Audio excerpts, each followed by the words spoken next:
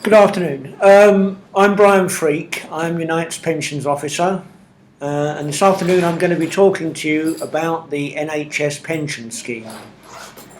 I'll start off by talking about how the scheme works now. I'll then go on to talk about how it's going to change in 2015. One thing I think you should note at the outset is the changes in 2015, though important, won't affect the pension that you earn before 2015, and that's something that I'll hope to make clear as we go along. Just a general remark that the NHS pension scheme is a good quality defined benefit pension scheme. By defined benefit we mean that it promises a definite amount of benefit when you come to retire, so you can get a good idea in advance of how much your pension is going to be worth. About 90% of NHS employees are in the pension scheme, and we'd certainly like to see that increase. At the moment, employers are being obliged to auto-enrol non-members into the scheme. So if people have joined the service previously but opted out of the scheme, they're going to be, at some point in this year or next year, will be opted in, and they'll have to be asked in a sense to stay in the scheme, though of course they can elect to opt out again. We certainly wouldn't want to see people opting out without a good reason, because we do think that even with the changes coming up, the NHS remains a valuable benefit for members. So let's look at the scheme as it stands now. The NHS pension scheme is what's called a final salary pension. This means that the pension you earn each year increases in line with the growth of your final salary until you draw it at the time of your retirement. That means it maintains its value, and the value of the pension increases as your final salary increases during your career. At the present time, the scheme is divided into two sections. The 1995 section, which applies to people who joined the scheme prior to 2008, and the 2008 section, which applies to people who joined the scheme after 2008. And the key differences in the scheme fall into two main areas. The first area is in the accrual rate. Now, the accrual rate in a final salary pension scheme is the amount of pension you earn each year as pension, and it's a proportion of your salary. In the 1995 section, the accrual rate is a 1/80th. So you get 1/80th of your salary for each year of your service. And you also get, in addition to that, on retirement, a pension of a lump sum of 3 times the value of your pension. In the 2008 section, it works slightly differently. In that, you get an accrual rate of 1/60th. So you get 1/60th of your salary for each year of your service in the scheme.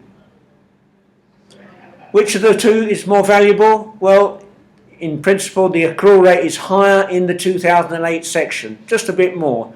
If someone in the 2008 section were to take the same lump sum from their pension as a member of the 1995 section, then the pension they would be left with would be about 6% higher. But what's different, the other key difference between the two sections is the pension age. That's the age at which you can draw your pension without it being reduced for early payment. Now, in the 1995 section, that age is 50, or 55 if you're a member of the special classes, which are basically nursing professions who started in the service prior to 1995. In the 2008 section, however, the pension age is 65. So you have to work 5 years longer to get that accrual rate that I mentioned earlier. Taking the two things together, most people would think the 1995 section was a better benefit. But if you are planning to work on to 65 or later, then you could be better in the 2008 section. That was why when the 2008 section came in, we had a choice exercise. And that gave members of the 1995 section the opportunity to switch to the 2008 section if they felt it was going to be advantageous to them. Only a small proportion did, about 6% of the members. So most members do remain today in the 1995 section. It's about 60% of people are in that, and about 40% are in the 2008 section. After 2015, although you won't build up any more benefits in the current sections of the scheme, the benefits that you have built up will continue to increase in line with your future final salary until you retire or leave the service. So what's changing then in 2015? The 2015 scheme is only for service after 2015. It'll only apply to people who were more than 10 years from their pension age in April 2012. So the oldest section of the workforce won't ever transfer to the 2015 scheme. They'll remain in their current section until they retire. The main changes in the 2015 scheme really centre on the fact that rather than being a final salary scheme, it's called a CARE scheme. And CARE is an acronym which stands for Career Average Revalued Earnings. Now that may sound a lot different, but really there's only one key difference in the way a CARE scheme operates as compared to a final salary scheme. I said earlier that in a final salary scheme, the slice of pension you earn each year increases in line with your final salary. In a CARE scheme, the slice of pension you earn each year increases in line with CPI inflation plus 1.5% for each future year. So if you earned a bit of CARE pension in 1 year and CPI inflation was 2%, then that would increase by 2% plus the 1.5% by 3.5% for the next year. And that would carry on until you retired. So which is the final salary or CARE scheme the better formulation? That really depends on how fast your salary increases in the future. If over your career your salary rises faster than CPI plus 1.5% each year, then you could be worse off in the CARE scheme. However, if your salary doesn't rise that fast, you could be better off in the CARE scheme. Obviously, recent experience of salary has been very poor, although members have still continued to get increments. So you have to take a judgment in looking at this as to whether the current climate for pay rises will change and what your future promotion prospects might be. So that change to CARE is the first key difference in the 2015 section. The other main key difference is that the pension age changes. The pension age in the 2015 scheme will be your state pension age. Now that is different for people of different ages. People who retire up to 2018 will generally have a pension age of 65, or in the case of some women slightly less, because 2018 is when the pension age equalises for men and women at the age of 65. In 2028, state pension age will rise to 66. So if your state pension age, you're going to reach state pension age by 2028 or later, then your state pension age is 66 and your scheme pension age will be 66.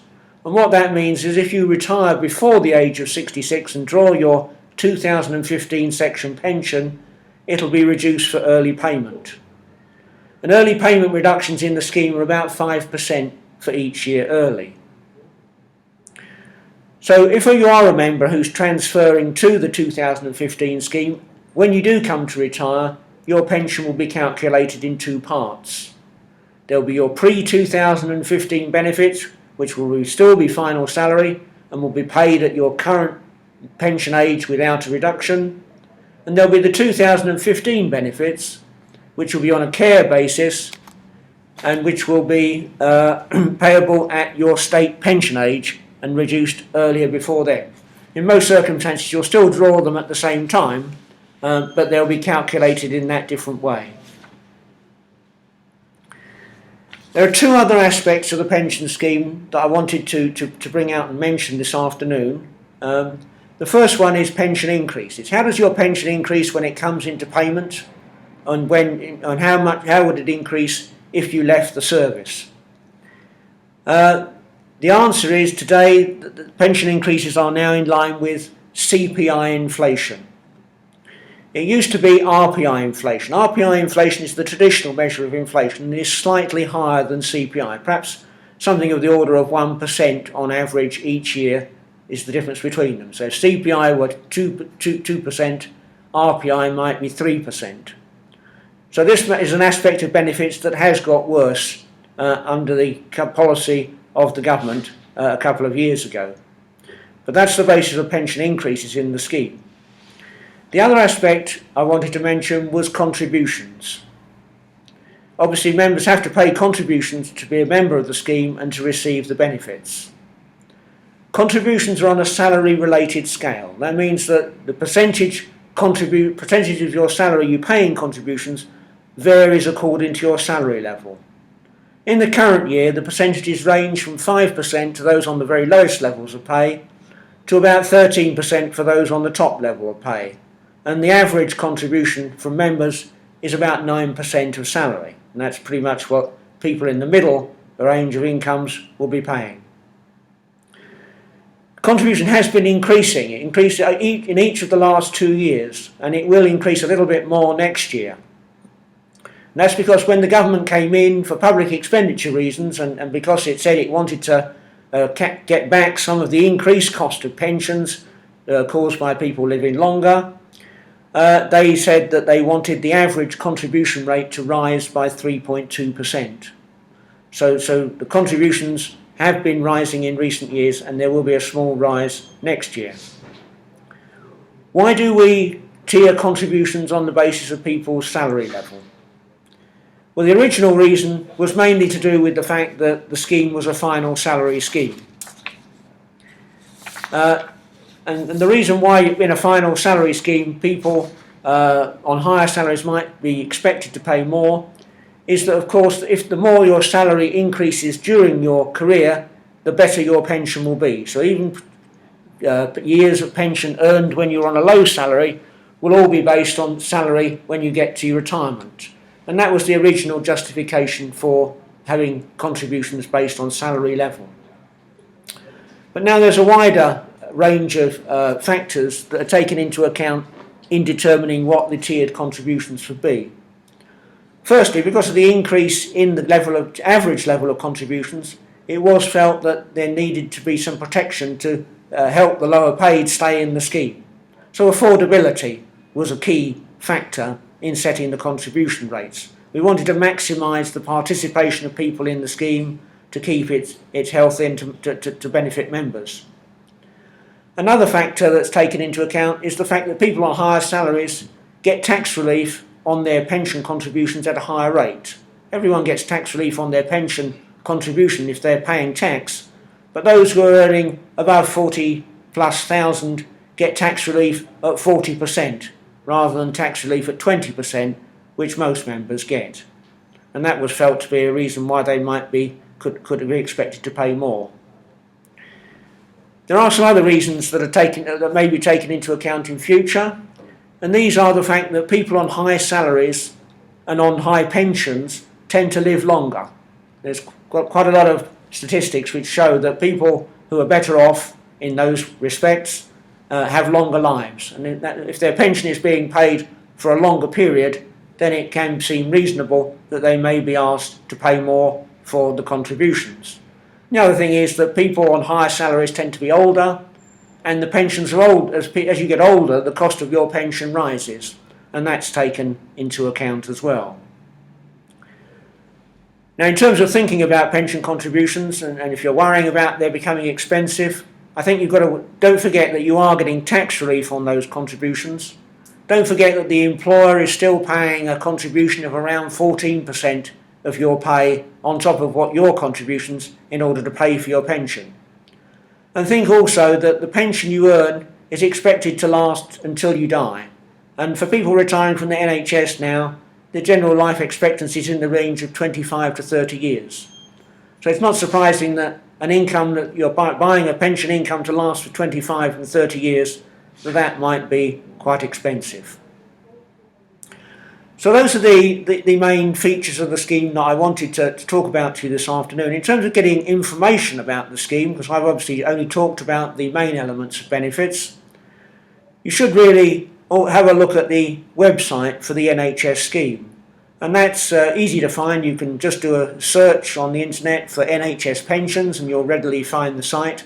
Or the exact website address is www.nhs.nhs.uk/pensions. But as I say, you can just find it quite easily by just searching on NHS pensions and it'll direct you to the site. And on that site there's booklets for the scheme, lots of fact sheets, answers to lots of frequently asked questions, an increasing amount of information about the new scheme is coming up there as well. You can also submit queries through the website about points that you want to find out about the pension scheme, and they also have a phone helpline, and the phone helpline is 0300 3301 346. So you can use that helpline to ask questions about your benefits and such like. So that's how you can find out more information. If I haven't mentioned things today like ill health and death in service and other aspects, it's basically because they're not really changing and you can find information about them on the website.